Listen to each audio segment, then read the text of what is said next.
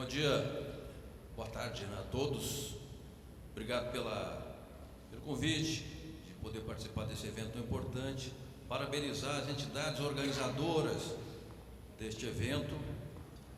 Saudar amigos diletos que vejo aqui, entre os quais a doutora Maria Maeno e o Carlos Aparício Clemente, sindicalista dos metalúrgicos de Osasco e destacado soldado em defesa da saúde dos trabalhadores e da inserção dos portadores de deficiência no mercado de trabalho. Eu, antes de começar aqui a fala com o Juca, vou pedir a licença de falar um pouquinho, 2 minutos, meu respeito, para que a gente possa aqui criar, digamos, um pouco mais de intimidade. Eu sou João Franzinho, eu tenho 59 anos, eu estou na imprensa, trabalho desde 8 de dezembro de 77, milito no movimento sindical desde 1979 e desde 2 de maio de 85, quando comecei a trabalhar com carteira assinada no movimento sindical, desde então não faço outra coisa na minha vida, dia e noite, sábado e domingo, a não ser trabalhar para o sindicalismo. E dirijo a agência sindical que em 15 de julho completou 25 anos, que é uma empresa privada, particular, que presta serviços para o movimento sindical de trabalhadores, sem vínculo com central sindical, sem tutela partidária, sem financiamento público, sobrevivendo apenas com o nosso esforço, mas eu não estou reclamando não, porque foi a opção que fiz e que fizemos. Antes de falar do assunto com o Juca, eu quero fazer 2 comentários breves aqui. Primeiro, lamentar a ausência do movimento sindical, das centrais sindicais, sobretudo, em evento tão importante. Eu trabalho no movimento sindical, vivo do movimento sindical, mas isso não me impede de exercer a crítica e dizer que, às vezes, atendem a um chamamento de um ajudante de ministro em Brasília, pega o avião desesperadamente e sai correndo a Brasília sem ter sequer uma pauta, e quando há um evento dessa magnitude, acabo não comparecendo, só para fazer esse registro, que é a minha obrigação moral de registrar. Quanto a 2 eventos, a um evento citado aqui, eu queria fazer 2 registros. Quando houve um incêndio na Boate Kiss, lá em Santa Maria, se noticiou sobre a tragédia, os fatos, o drama, evidentemente, e eu perguntei, mas será que não havia trabalhadores dentro da boate? Não trabalhavam garçons, ajudantes, pessoas que faziam limpeza, segurança? Porque a imprensa não noticiou. Então eu tomei a iniciativa de procurar o sindicato da cidade para obter informações, e não consegui obter informações porque o sindicato estava muito, digamos assim, intimidado com o fato. Quando houve o episódio Mariana, eu pensei, eu sou do interior, eu sei que os trabalhadores antigamente moravam perto das fábricas. Quem mora do lado de baixo, de onde houve o aluvião, arrastou tudo? Moram os trabalhadores. Liguei para o sindicato, tentei falar durante vários dias com a entidade de classe e não consegui obter uma nota, uma linha sequer. Passada uma semana, me ligou um advogado, se dizendo de Belo Horizonte, contratado pelo sindicato para tratar daquele assunto, e também não me deu grandes explicações. Um mês depois, entrevistei um dirigente sindical chamado Sebastião Soares, professor em Minas Gerais, e a gente gravou um vídeo com ele, ele disse, foi acidente de trabalho. Havia inúmeras advertências a respeito dos riscos. Então os trabalhadores foram duplamente afetados por aquele acidente. Primeiro, porque ali houve um acidente por descuido com a manutenção e com a segurança. E segundo, os que moravam do lado de baixo eram os trabalhadores ali daquela empresa. De modo que eu só quero fazer esse registro e paro por aqui para entrar no assunto com o Juca que foi. Juca, acabou a Olimpíada, que é um evento enorme, muitos atletas, público, TV, mídia do mundo inteiro, chefes políticos, etc. E eu penso, a gente vê a imprensa, lê o noticiário, e acaba não tendo uma ideia de que aquele fato é uma história. As coisas têm um antes, tem um durante e um depois. Então, a minha primeira pergunta que eu quero te fazer é: qual é a história dessa Olimpíada no Brasil? Tem até um pequeno vídeo que você gravou, e eu até assisti ontem, em que você mais ou menos conta que tem uma história, houve um empenho de governantes brasileiros para que a Olimpíada viesse ao Brasil. E você, inclusive, tinha uma opinião que mais importante era estabelecer uma política esportiva para o Brasil, digamos assim, do que trazer apenas e tão somente uma Olimpíada. Então, a primeira pergunta que eu te faço é: qual é a história da Olimpíada do Rio de Janeiro? Muito boa tarde a todos. Foi bom você ter primeiro tocado na necessidade do espírito crítico, fazendo o trabalho que você faz de imprensa junto ao movimento sindical, sem abdicar de criticar o movimento sindical quando a crítica se faz necessária. Então, para deixar muito claro para todos, desde logo, eu fui contra, permaneço contra, que o Brasil fizesse uma Olimpíada. Diferentemente da minha postura em relação à Copa do Mundo. Fazia todo sentido que o Brasil, 5 vezes campeão mundial de futebol, chamado de país do futebol, recebesse uma Copa depois de tê-la feita apenas em 1950. Não fazia sentido, como não fez, que fizéssemos uma Copa do Mundo a Alemanha, ou a Japão, ou Coreia. Poderíamos e deveríamos ter feito uma Copa do Mundo à brasileira, uma Copa do Mundo do Brasil no Brasil, sem tantos elefantes brancos como foram construídos, sem 12 sedes por megalomania, quando até a FIFA, essa grande transnacional do crime, falava em 8 sedes. Mas Copa do Mundo de futebol não precisa justificar por que cabe fazer no Brasil. Olimpíada não cabia e não coube, e a razão é muito simples. Nós temos 516 anos de idade e até hoje não sabemos o que queremos ser quando crescer em matéria de esportes. Até hoje nós não fomos capazes de formular uma política de esportes. Até hoje o Ministério dos Esportes foi tratado como arrego político. Nunca se pôs no Ministério do Esporte, exceção feita ao ministro extraordinário do esporte, que foi o Pelé, durante a primeira gestão do Fernando Henrique Cardoso, alguém de fato ligado ao esporte. Sempre foi um arranjo político, ou com o PCdoB, ou mais recentemente com a igreja. Há um dado da Organização Mundial da Saúde que revela que cada dólar que você investe em democratização ao acesso à prática esportiva, que é obrigação do Estado, está na Constituição Federal, você poupa 13 em saúde pública. Cada dólar que você investe em democratização ao acesso, você poupa 13 em saúde pública. Eu, quando penso esporte no Brasil, um país com as carências brasileiras, eu penso em esporte, antes de mais nada, como fator de saúde pública. E não para ganhar medalha. Já vou tocar nisso. A meta estabelecida pelo Comitê Olímpico Brasileiro de deixar o Brasil em 10º lugar, ela é simplesmente desimportante e ridícula. Porque se tivéssemos alcançado, ou se tivéssemos superado, ficado entre os 8 primeiros, isso não significaria rigorosamente nada em matéria de prática esportiva no Brasil. Apenas que nós fizemos uma política em 4 anos para fazer campeões. E o nosso problema não é fazer campeões. Ainda hoje eu faço uma coluna na Folha de São Paulo mostrando o ridículo que é gente que está se ufanando, porque o Brasil ficou na frente da Bélgica, da Dinamarca, da Holanda, da Suíça, da Espanha. Ficou claramente porque tem populações muito maiores do que esses países. Mas ficou essencialmente porque nenhum desses países prioriza o esporte como fazer campeões, mas sim como fazer um povo saudável, que é o que nós deveríamos fazer.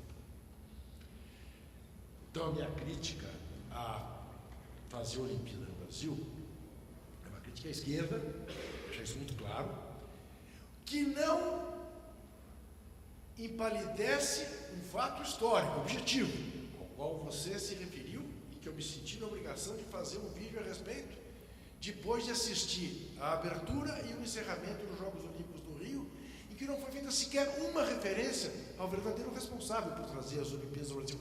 Eu vou repetir, verdadeiro responsável por trazer um evento que eu critico. E o critiquei e disse a ele à época. Mas quem trouxe a Olimpíada ao Brasil se chama Luiz Inácio Lula da Silva. Ele era a única coisa diferente em relação a 3 candidaturas anteriores feitas pelo Brasil. Brasília 2000, Rio 2004, Rio 2012. Todas as candidaturas ou no governo Collor/Itamar Franco ou no governo Fernando Henrique. Eram presidentes da República diferentes, mas era o mesmo presidente do Comitê Olímpico Brasileiro, o senhor Carlos Nussmann, e era o mesmo Super Cartola, membro do Comitê Olímpico Internacional, presidente de honra da FIFA, João Avenatti. A diferença foi o senhor Lula, que foi a Copenhague, na Dinamarca, no gogó, sendo o único monoglota da reunião, falando em português, convenceu o mundo a votar no Brasil, sendo precedido simplesmente por um discurso do senhor Barack Obama, que foi lá advogar a defesa de Chicago, sua cidade natal.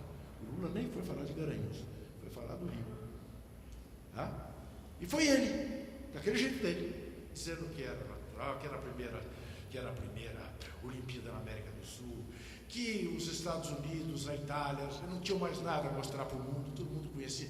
Nos deu uma chance de mostrar o que é o Brasil. Então, enfim, o projeto do Lula ganhou a Olimpíada. Não havia uma citação sequer na abertura ou no encerramento a quem trouxe a Olimpíada. É profundamente hipócrita, profundamente cínico e profundamente covarde, sendo o momento político em que nós estamos vivendo. Então, essa foi a minha... Eu tenho o mau hábito de me indignar com a mentira, né? Ou com a falsidade ou com a omissão. Então, me senti obrigado a fazer esse depoimento. Agora,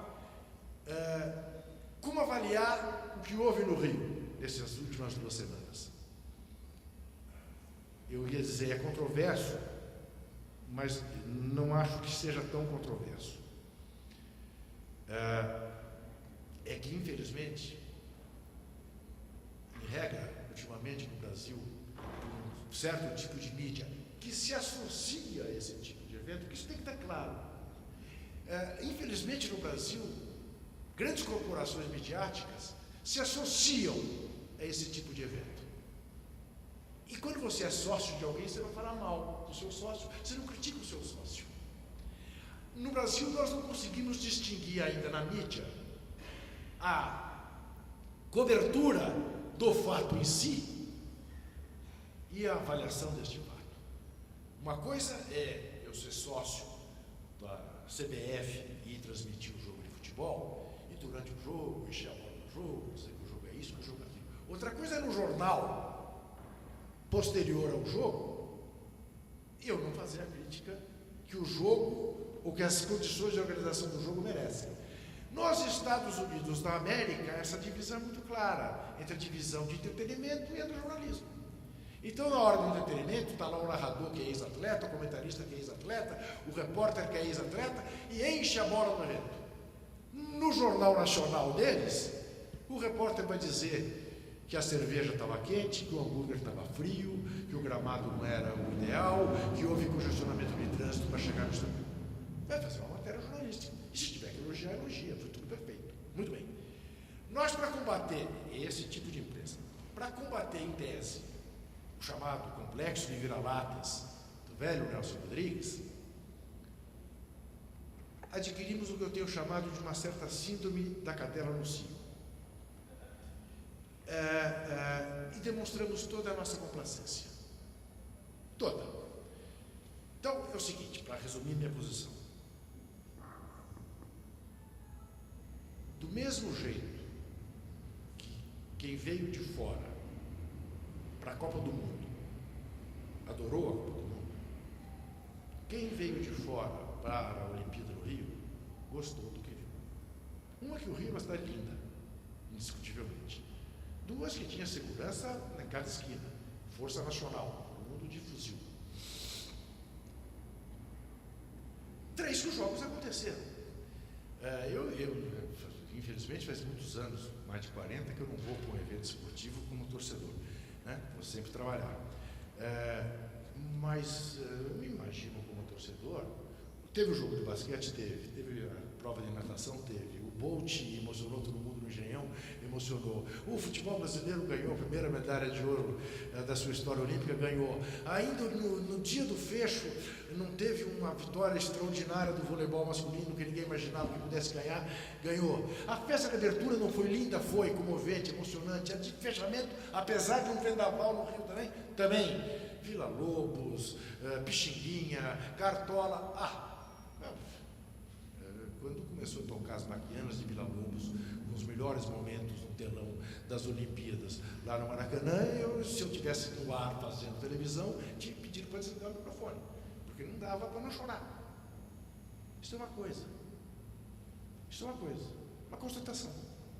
Outra coisa é, por exemplo, cometer a covardia de comparar com Londres, 4 anos atrás, onde a mobilidade urbana foi muito melhor, onde a comida foi muito melhor, onde a Vila Olímpica não era da aridez que é lá na Barra, no Rio de Janeiro, tinha uma árvore, onde os aeroportos funcionaram muito melhor do que aqui, por razões óbvias. Não podemos comparar a Inglaterra com o Brasil, o estágio de desenvolvimento de um e de outro. E o nosso problema é esse, de certa maneira, porque para mim esse é o pior problema do complexo de vira-latas. É que, ou nós damos uma dimensão supervalorizada à opinião do estrangeiro, se ele gostou, tá bom, e se ele gostou, tá bom, uma pinóia, não é assim, porque sobre nós pagar uma conta. Ou, se criticar o Brasil é ter sentimento de inferioridade. E eu acho que se nós não criticarmos o lugar, eu digo isso sempre, eu só sou jornalista porque, ingenuamente, aos 66 anos de idade, avô de 2 netas, eu ainda acredito que é possível melhorar a esquina da rua em que eu moro, a cidade em que eu vivo, o país em que eu nasci, com o perdão da pretensão, fazer um mundo melhor. E isto você faz com espírito crítico, para elogiar teus publicitários. Ótimo, palma para eles, ganhem a sua vida honestamente. Mas o nosso papel, o papel do jornalista, é pôr o dedo na ferida. É aquilo que o Milor Fernandes dizia: jornalismo e oposição, o resto é armazéns secos e molhados. E para pensar o país que nós queremos, nós temos que ter essa visão. Agora virão os problemas. O que era cor-de-rosa vai começar a ficar vermelho. Vermelho no sentido dos números, nenhuma conotação ideológica no que eu estou dizendo. Porque vão aparecer os casos de superfaturamento, vão aparecer os casos de medidas emergenciais sem licitação, o TCU já está dizendo que houve muito pouca transparência na realização dos jogos, e vão aparecer os elefantes brancos, como apareceu na Copa do Mundo, o estádio de Brasília, o estádio de Natal, o estádio do Recife, até o Maracanã, para não falar daqui de São Paulo, que a gente fez um campo que não precisava fazer em Itaquera, porque tinha um no Morumbi que podia perfeitamente receber a Copa, e transformamos o Pacaembu, o velhíssimo e queridíssimo Pacaembu, num estádio sem uso.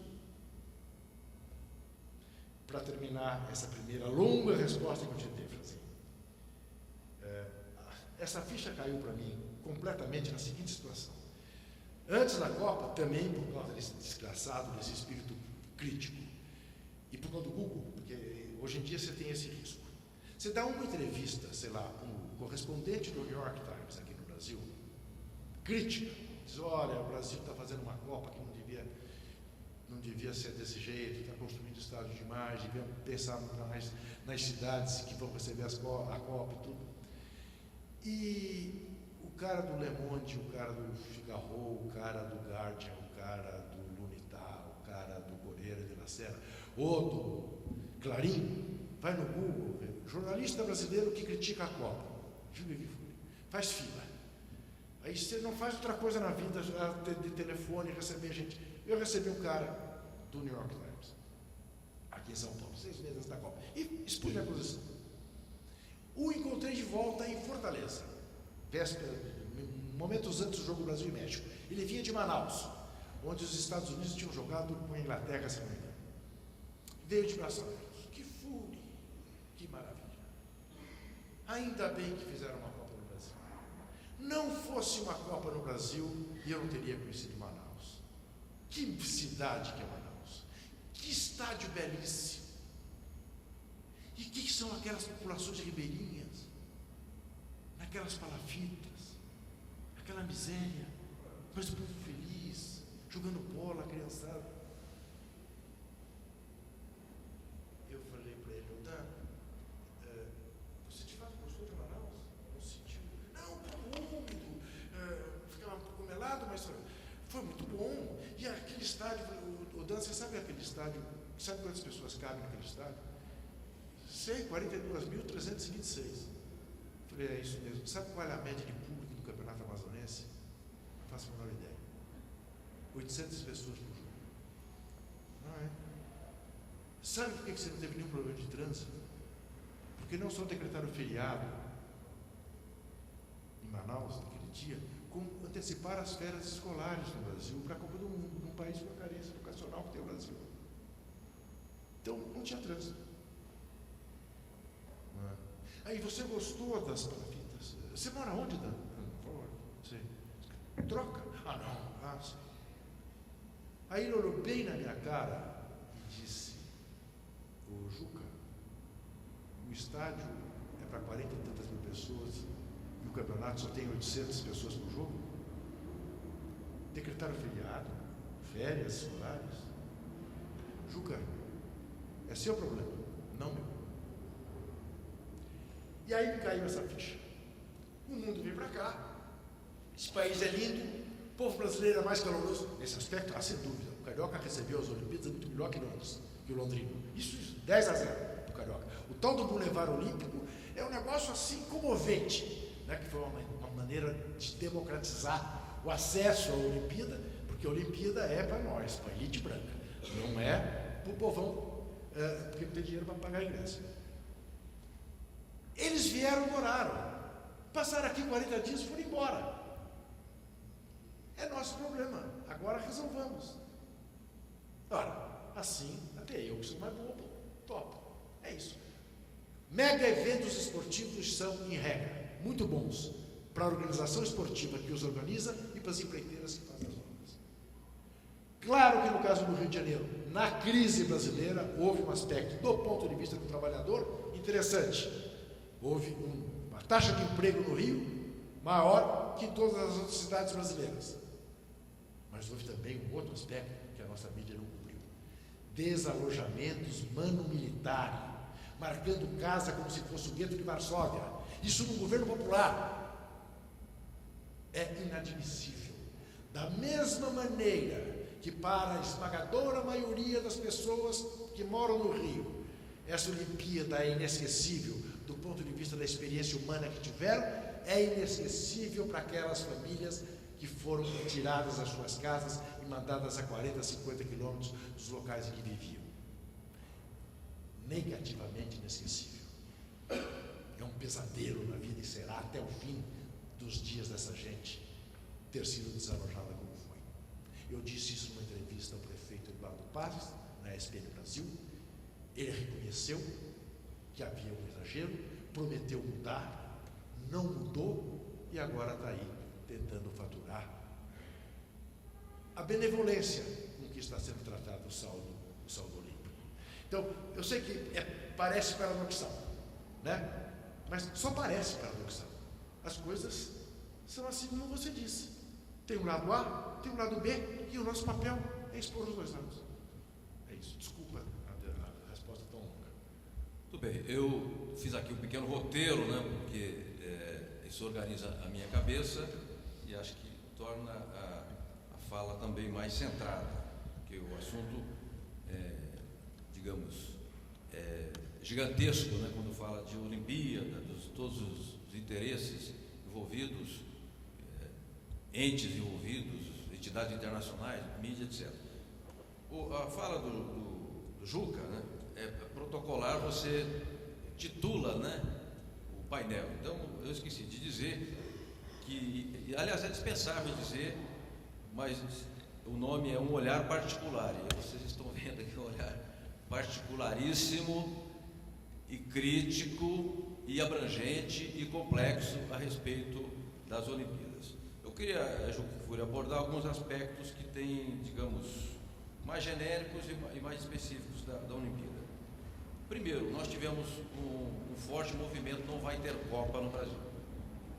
Eu não vi movimento Não Vai Ter Olimpíada. O Não Vai Ter Copa, eu estava um dia na Radial Leste com a minha mulher indo para Guarulhos, paramos para abastecer num posto Ipiranga.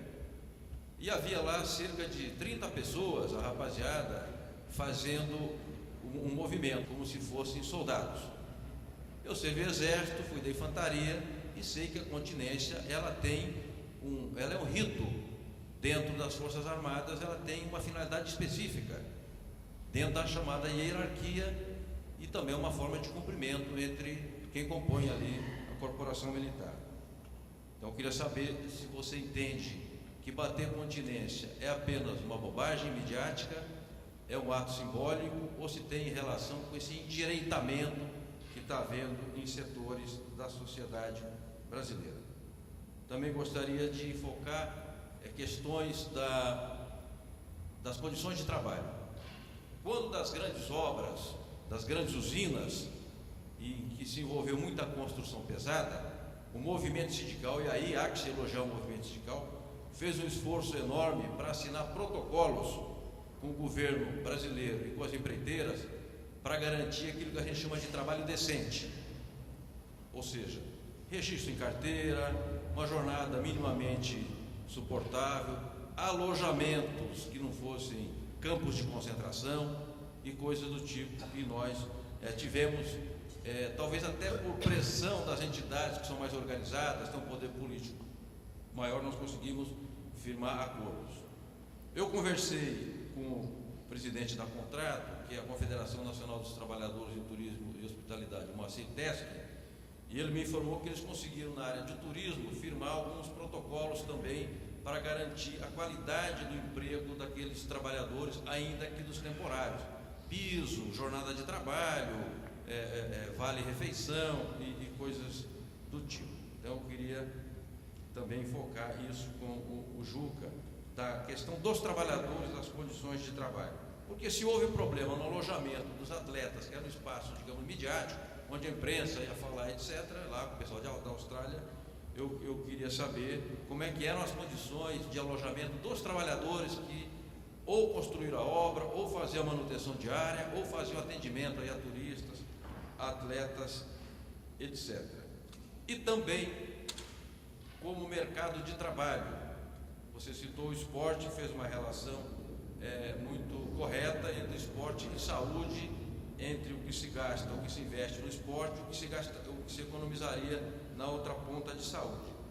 Então eu queria perguntar ao Juca Kfouri o que a Olimpíada nos deixa de legado para o mercado de trabalho. Formou melhor o padrão das equipes técnicas que assessoram um boxeador, um remador, um time de voleibol, de futebol. Isso melhora o padrão da medicina esportiva brasileira, de todo o corpo técnico que ali atua e, enfim, de toda a rede de trabalhadores que trabalham antes e durante as Olimpíadas.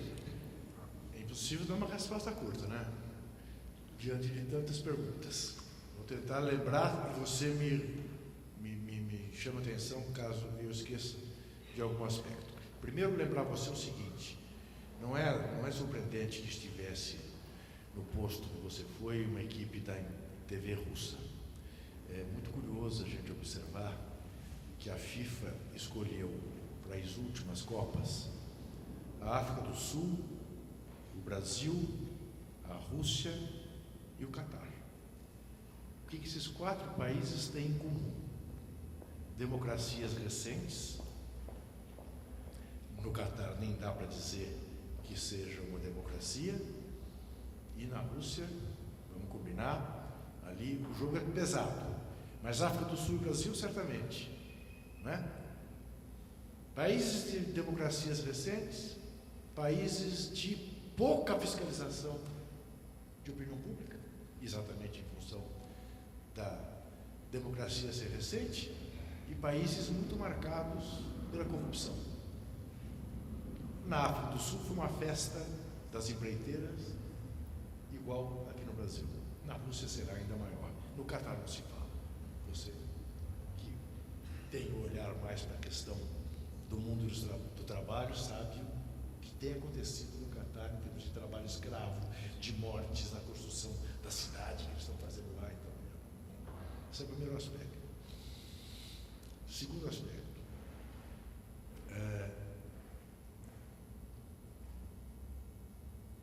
do ponto de vista das relações de trabalho, o que eu sei, e não vou fazer aqui demagogia, não entrei em nenhum alojamento de trabalhadores durante a construção dos equipamentos para poder dar um testemunho, mas o que eu sei e o que eu ouvi e até participei de um debate de uma dessas forças sindicais aqui em São Paulo, onde estavam os representantes dos sindicatos do Rio de Janeiro, que de fato eles conseguiram estabelecer alguns contratos, alguns acordos que foram, que beneficiaram os trabalhadores que participaram da construção dos equipamentos para a Vila Olímpica, mas o que a gente sabe também é que, por exemplo, para pegar este caso específico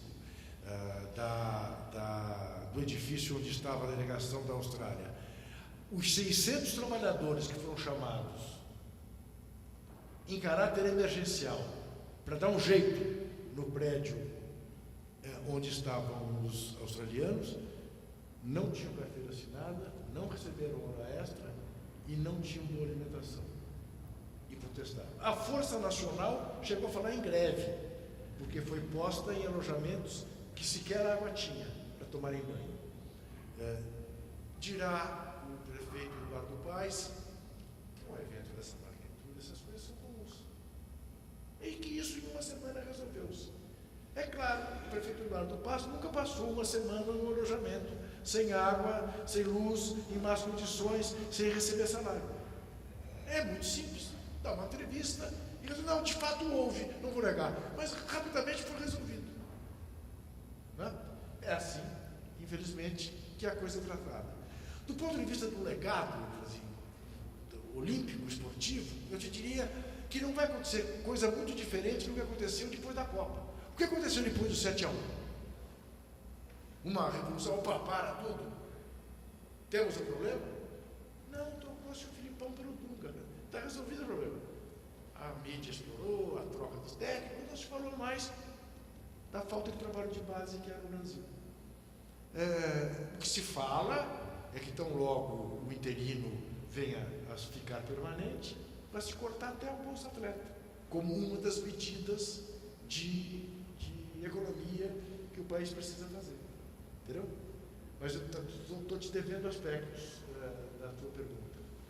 Bom, o legado para o mercado de trabalho e também a formação, porque evidentemente que você vê um atleta correndo lá na pista, Bolt, batendo os recordes, mas há uma equipe, há toda uma estrutura em torno dele. No caso do Brasil, tivemos lá um remador que conquistou 3 medalhas. Um técnico espanhol. Bom, esse tipo de evento, ele enseja uma formação profissional? Deveria ensejar. Ele cria uma perspectiva de mercado Mas, então, de trabalho? É exatamente isso que eu disse na minha abertura.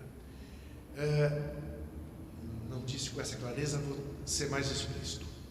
Uma Olimpíada, em regra, deve coroar um processo de uma política esportiva. Implantada uma política esportiva, pondo o país para se mexer. E quando eu digo pondo o país para se mexer, eu estou falando em criança na escola, eu estou falando em terceira idade, estou falando em deficiente físico, estou falando em fazer o país se mexer, estou falando em pular amarelinha, em dançar, não necessariamente em jogar futebol, vôlei, futebol de salão, nadar ou fazer canoagem, mas implantado uma política de esportes, ainda mais num país com 200 milhões de habitantes, é natural que o talento apareça. O talento você prospecta com a iniciativa privada. A obrigação do Estado é fazer o país se mobilizar e fazer esportes. Isso posto, prospectado o talento, formadas as equipes, você faz uma Olimpíada. Para saudar, temos aqui um país que faz esporte. Olha, Dom Oliveira, não te parece assim, curioso, no mínimo curioso, vou dar um exemplo. Eu vou falar do Guga. O Guga foi o maior tenista do mundo durante quase um ano, ganhou 3 vezes um dos maiores torneios de tênis do mundo, que é o torneio de Roland Garros, na França, e não deixou um herdeiro em termos de trabalho para aproveitar o boom do tênis que houve no Brasil, que você via criança pondo barbante entre 2 postes e jogando tênis na rua. Não houve nenhum trabalho. Não te parece estranho que nós não tenhamos nenhum remador da região amazônica? Quando a criançada vai para a escola de parquinho, você já imaginou o que tem lá de talento bruto para você explorar? Isso não se faz no Brasil. Nunca se fez. Nunca se fez. E é um crime contra nós mesmos. Essa é a razão de eu ter sido tão crítico em relação a se fazer uma Olimpíada no Brasil. Isso é uma hipocrisia. Nós não somos isso. Então, ficar entre os 10 primeiros, ou ficar entre os 13 primeiros, ou entre os 8 primeiros, deste jeito dá no mesmo. Agora, alguém tem dúvida que o brasileiro é muito bom em esporte coletivo? Bola, qualquer um. Basquete, vôlei, futebol. Mas o que nós fizemos? Em busca de medalhas, trouxemos nadadores estrangeiros para jogar no polo aquático e naturalizamos os brasileiros. Trouxemos técnicos de fora, não nada contra, ao contrário, acho que esse intercâmbio é muito bom, mas desde que não seja apenas para tratar do Isaquias e mais um, mas sim para tratar da implantação de uma política de canoagem no Brasil. Não para fazer 2 campeões. Isso rigorosamente serve apenas como estímulo, mais nada. Bom, eu tenho aqui uma última questão a tratar com o Juca. Porque quando a Olimpíada foi, digamos, assegurada para o Brasil, nós tínhamos um governo popular, um governo com altíssimo índice de aprovação na opinião pública, o país crescendo, o Brasil sendo capa das revistas de economia do mundo inteiro, atraindo investidores internacionais, e quando a Olimpíada se realizou efetivamente, o Brasil estava, como está, sob um golpe de Estado paraguaio. Então são situações absolutamente diferentes, obviamente. Eu queria saber do Juca, o que seria realizar uma Olimpíada num ambiente de crescimento econômico, governo democrático, apoio popular, e o que foi realizar a Olimpíada num momento de crise política, em que o presidente da República falou, se não me engano, 12 ou 14 segundos, pouco mais que dizer bom dia, e não compareceu ao encerramento. Também queria que ele, se puder, observar as manifestações fora Temer, as tentativas do Estado brasileiro de impedir manifestações em locais públicos. Eu não preciso dizer que no ambiente de direito isso é absolutamente antidemocrático e inconstitucional. E também... Peraí, antes que você continue, agora eu me lembrei. A continência, eu não toquei na continência. Exato. Veja bem como as coisas são complicadas na vida.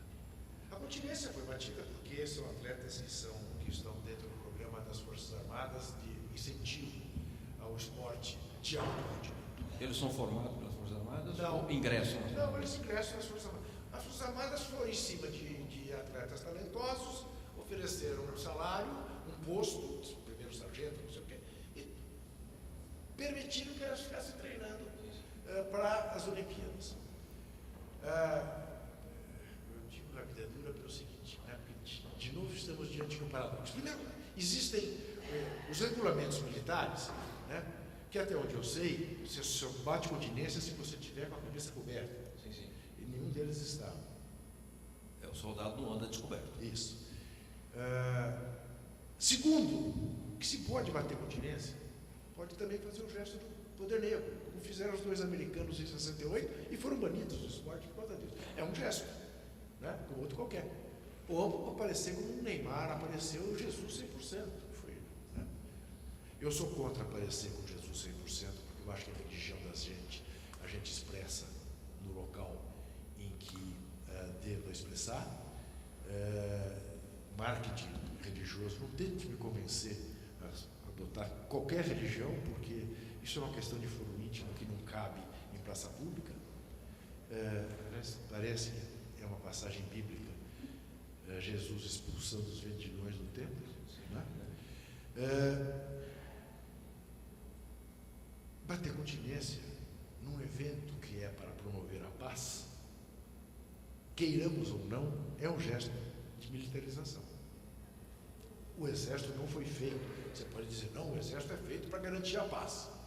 Mas a imagem que o exército tem é que o exército foi feito uma instituição necessária para eventualmente fazer a guerra. E o paradoxo vem aí. Também nós somos de uma geração que o exército a gente associa ao golpe. Está na hora de parar de fazer esse tipo de associação. Concordo. Está na hora de parar. O exército é uma instituição que nós pagamos e que, aliás, tem se comportado nas crises políticas recentes do país de maneira irrepreensível. Você não ouve falar num general, a não ser agora que o Temer inventou esse Bitcoin, que não precisava ter inventado, né? O sobrinho do torturador. O Rio de Janeiro tem características muito diferentes de São Paulo. Uma coisa que me chamou a atenção no Rio foi o número de pessoas que chegou, por saber mais ou menos a minha posição em relação às coisas, e dizia, primeiramente, fora Temer. Aqui em São Paulo nunca aconteceu. Aqui em São Paulo já aconteceu de nego olhar feio para mim, de tentar hostilizar até na esquina da minha casa. No Rio, não. Para ser justo também, para a gente não propagar coisas que acabam enfraquecendo o argumento. Nenhum chefe de Estado fala mais de 10 segundos na abertura da Olimpíada. Correto. Declaro abertos os Jogos Olímpicos, os 31º Jogos Olímpicos. Ponto. É protocolo. É protocolo. A rainha Elizabeth não falou mais de 10 segundos em Londres, 2012. Agora, eu fui vaiado, eu fui fora Temer, abafaram com a música, parece que a TV Globo não mostrou. Eu estava no estádio, mas eu te diria que se a Dilma estivesse lá, diriam fora Dilma. Nesse aspecto, aliás, o povo carioca foi muito mais bem educado do que o povo paulista na abertura da Copa do Mundo. A elite carioca foi mais educada que a elite paulista. A elite paulista mandou a Dilma tomar naquele lugar. Foi das coisas mais mal educadas que eu já vi na minha vida. O Nelson Rodrigues dizia que no Maracanã se vai até o minuto de silêncio. E vaiou-se. Vaiou-se o Eduardo Paes, que teve pelo menos a inteligência de não falar. O Nussmann, todas as vezes começou a ser vaiado, fez um elogio ao povo carioca, e aí o povo carioca batia palma para o Nussmann. Ou batia palma para o elogio ao povo carioca. Essa que é. É claro que havia uma ambiguidade no dia da abertura. Porque, digamos assim, a Olimpíada do Lula virou a Olimpíada do Temer. Aquele Brasil de 2007 não existe mais. Eu não me jacto disso, mas se você fizer uma consulta à coleção da Folha, você verá que na semana em que o Brasil foi escolhido, eu fiz a devida justiça ao fato de que o governo Lula tinha sido essencial para trazer para o Brasil os 2 maiores eventos do mundo. Não são apenas os 2 maiores eventos esportivos do mundo, São os dois eventos de maior mobilização midiática do mundo, Copa e Olimpíada, que corriam o risco de virarem 2 tiros pela culatra. Claro que eu não imaginava que fôssemos estar à beira de um novo golpe midiático, político, judicial. Não esperava. Golpe paraguaio, como você se referiu. Disso não esperava. Nem esperava que estivéssemos vivendo uma crise econômica. Eu temia os elefantes brancos. Eu temia o superfaturamento. Porque via que tanto a Copa como a Olimpíada seriam feitos pelas mesmas pessoas que hoje estão aí. Quer dizer, também aí parou de ser questão de opinião. Tudo aquilo que durante muitos anos eu ouvi dizer a meu respeito, que eu tinha problemas pessoais com o João Avelange, com o Ricardo Teixeira, com o José Maria Marim, eu estou vendo que não eram problemas pessoais.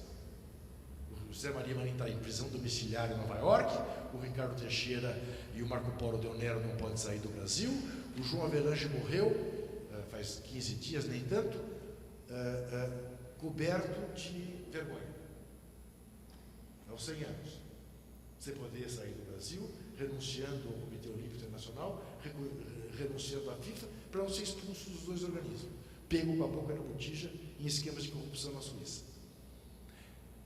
Com essa gente, eu temia pelo que pudesse acontecer. E nesse particular, o Lula tem muita culpa, porque é aquela coisa transeira, é aquela coisa da negociação pela negociação, é aquela coisa do bater na barriga, e que permitiu conviver com essa gente, sabendo quem essa gente é. Sabendo quem essa gente é. E isto é uma outra coisa que o novo pensamento precisa olhar no Brasil. Tanto o governo de coalizão, quanto um certo tipo de acordo que se faz. Uma coisa é você lutar pela governabilidade. Outra coisa é você não fazer rupturas com quem você precisa romper, até porque, ao romper, não bota em risco a governabilidade e porque a opinião pública apoiará. Até do ponto de vista eleitoreiro seria conveniente. Se não por virtude, por oportunismo. Mas conciliou com o que não podia conciliar. O resultado está aí. Achar que a Casa Grande vai se deixar enganar, embevecer por uma certa açúcar passada na sua boca, quando a situação para Sensara está melhor, é criar a serpente adiante. A serpente está aí. Trouxeram até a ponta da mesa, placidamente. Nesse aspecto eu digo o seguinte, correndo o risco de estar redondamente enganado, e acho o dono da verdade. E eu era muito menino, tinha 14 anos, quando vi o golpe de 64, mas ouvi meu pai dizendo para minha mãe, ao ouvir o primeiro discurso do Castelo Branco, isso vai durar no mínimo 20 anos. E durou, para nossa tristeza. O que nós estamos vivendo hoje no Brasil, em certo aspecto, é pior do que nós vivemos em 64. Porque em 64, para se dar o golpe, precisou pelo menos usar força. For contra, tiro, cadeia, exílio. Agora não. Foi lento, foi penetrando. Uma manchete por dia, um vazamento por semana, um indiciamento aqui e outro ali. Agora que chegou neles o vazamento, vamos parar com isso. Então, nós tivemos uma junção da mídia com o Congresso e, infelizmente, com o Judiciário, que permite que tenhamos um golpe à brasileira. Não precisa usar fuzil. Perfeito. Bom, dado o cumprimento do horário, já são 12h43, agora nós entramos na fase de perguntas. É isso, cerimonial? Beleza? Então, eu agradeço muitíssimo aqui mais uma vez a organização e passo a palavra aqui ao condutor das perguntas dos participantes. Obrigado. Como essa mesa a gente tinha estabelecido que seria você, João, o entrevistador, nós não vamos abrir para perguntas, né? Também por conta do adiantado do horário. Se o Juca puder ficar mais uns minutos, acho que vocês podem conversar mais um pouco. Eu posso, Primeiro quero fazer menção aqui, o que eu acabo de receber, que haverá entre 1º e 5 de agosto, na Cinelândia, ali na Praça São Espenha, a Jornada de Lutas, Rio 2016, Jogos da Exclusão. Os comitês populares da Copa e da Olimpíada fizeram um trabalho digno de muito aplauso. Eu pude participar de 2 ou 3 debates feitos por eles, lá no Rio, na BI, mesmo aqui em São Paulo. Quero lembrar os dados da Anistia Internacional, de que nunca se matou tanto nas periferias do Rio de Janeiro, como nesses pré-Jogos Olímpicos do Rio de Janeiro. Outra coisa que também foi muito pouco divulgada na mídia brasileira, sob a justificativa, evidentemente, de dar segurança às delegações estrangeiras e aos turistas. Aí mata-se indiscriminadamente, morreram crianças, balas perdidas, isso tudo é tal história. Não é o nadador americano famoso que faz parte, é um desconhecido, um invisível. Ou então morre um soldado da Força Nacional do Acre, porque o brilhante Serviço de Segurança brasileiro não se deu conta de que se trazer gente de fora do Rio de Janeiro e sem ter o cuidado de, pelo menos por um motorista do Rio de Janeiro, ou uma escolta com um policial de motocicleta do Rio de Janeiro, levaria a 4 acrianos tentar se guiar pelo Waze, e o Waze leva para dentro do complexo do Alemão. E aí toma tiro. Né? Mas tudo isso ninguém mais fala no soldado que morreu. Na Inglaterra não morreu ninguém para fazer a Olimpíada de 2012. Na Copa do Mundo do Brasil, só de trabalhadores morreram mais de 10 na construção dos estádios. Guindaste que desabou. Qual é o nome deles? Tem uma importância.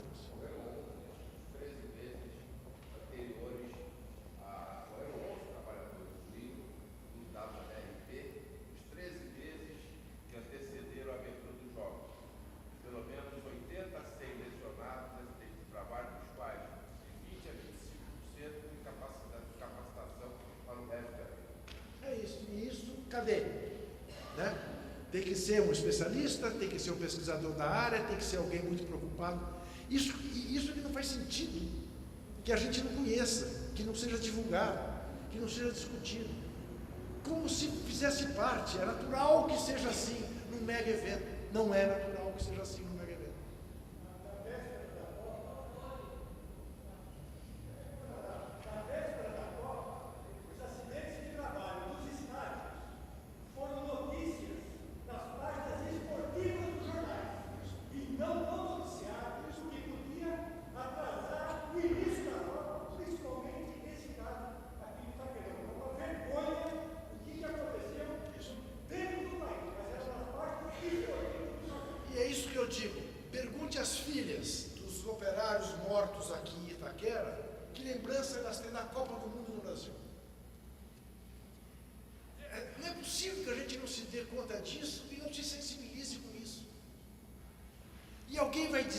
Mas olha, infelizmente, coitadinhas, de fato, elas vão lembrar sempre que perderam o pai, mas é natural que aconteça isso.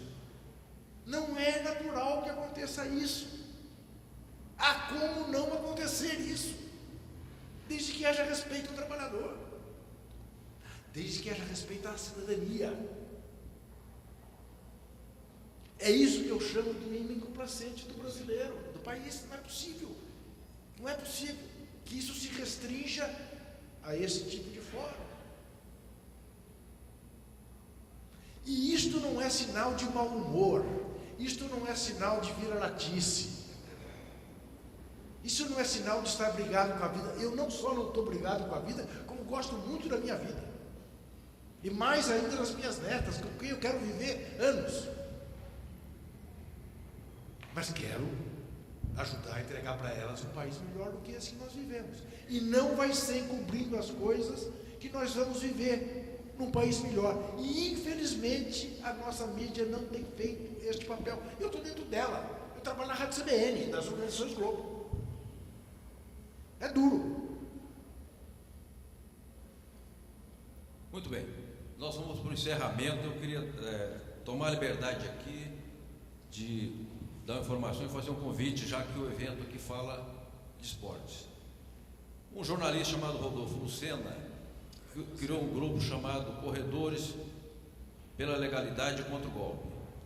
No dia 14 de agosto, nós, a cidadania investida de sua própria autoridade, nós fizemos uma caminhada pelo elevado João Goulart para inaugurar aquilo que a prefeitura não inaugurou. Até a doutora Maria Maeno estava lá, agradeço a sua presença. E os corredores correram lá pelo Jango e pela democracia. E domingo de manhã eles vão correr contra o golpe na Avenida Paulista. Então fica aqui às 10 da manhã o convite a todos. Eu quero ver se estarei lá. Por fim, para dar uma informação, quando caiu o guindaste lá em Itaquera, o delegado de trabalho era o Medeiros, Luiz Antônio Medeiros. E o Medeiros, do meu modo de entender, naquilo que lhe cabia, ele correu atrás. E nós, na agência sindical, procuramos o tal laudo do IPT. Então, se alguém tiver notícia desse laudo, por favor, passe para a gente, que até hoje nós não tivemos acesso a ele. Obrigado.